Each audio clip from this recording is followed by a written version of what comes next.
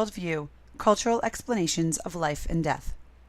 Having explained family and state, we now turn to worldview and religion. A culture's worldview focuses on the major assumptions about life that all individuals at one time or another must deal with. Worldview, therefore, deals with existential topics, some of which are: what is the purpose of life? Is the world ruled by law, chance, or God? What is the right way to live? How did the world begin? What happens when we die? What is good and bad, right and wrong? Why do we exist? How do we determine truth? How these questions are answered depends on a culture's social, economic, and educational systems and other factors. In understanding how that culture perceives the world and interacts with people in that world, one can comprehend a culture. Worldview manifests itself in a culture. The West, for example, emphasizes control of nature as opposed to the East, which emphasizes harmony with it. American Indians do the same as Eastern cultures. Think of other examples how worldview might affect behavior. Why then are we studying religion in a course on world cultures? Because religion, or lack thereof, supplies a worldview of billions of people throughout the world. As you should see from your readings this week, religion, perception, and behavior are all inextricably intertwined. Never in the history of civilization has the behavior dimension of religion been so widespread, relevant, and volatile.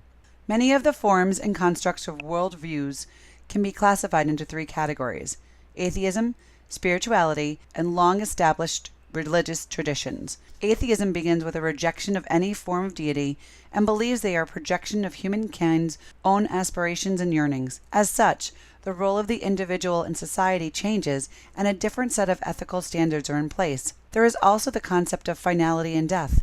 Stephen Hawking writes that heaven is a fairy tale for people who are afraid of the dark. Death, therefore, is not spiritual at all, but biological. Spirituality, on the other hand, attempts to focus on the sacred aspects of life rather than the materialistic ones. Unlike organized religion, spirituality seeks to challenge the individual rather than the collective. In addition, spirituality does not expect or require a distinguished format or traditional organization. It is more of a personal search rather than a way of having the answers to life's largest questions imposed by something outside of the person. Followers of this approach would say that knowing yourself will give you a sense of purpose, allow you to achieve your full potential, and connect you to others and a higher source. They would also say that your spirituality can be expressed in a host of ways, ranging from contemplation and art to meditation, prayer, and even traditional religious worship.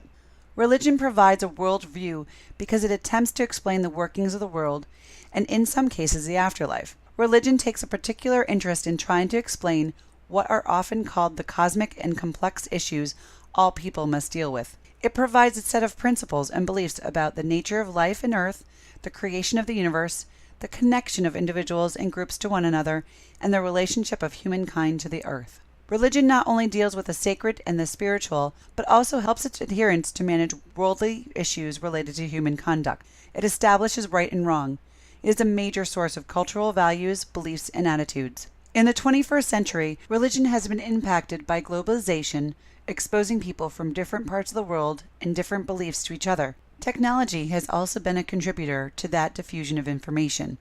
But religion brought with its religious wars, and although it might seem more obvious in the 21st century, violence in the name of religion has been around for thousands of years. At the core of this violence is that religion establishes boundaries for its adherents, such as territorial, symbolic, or otherwise.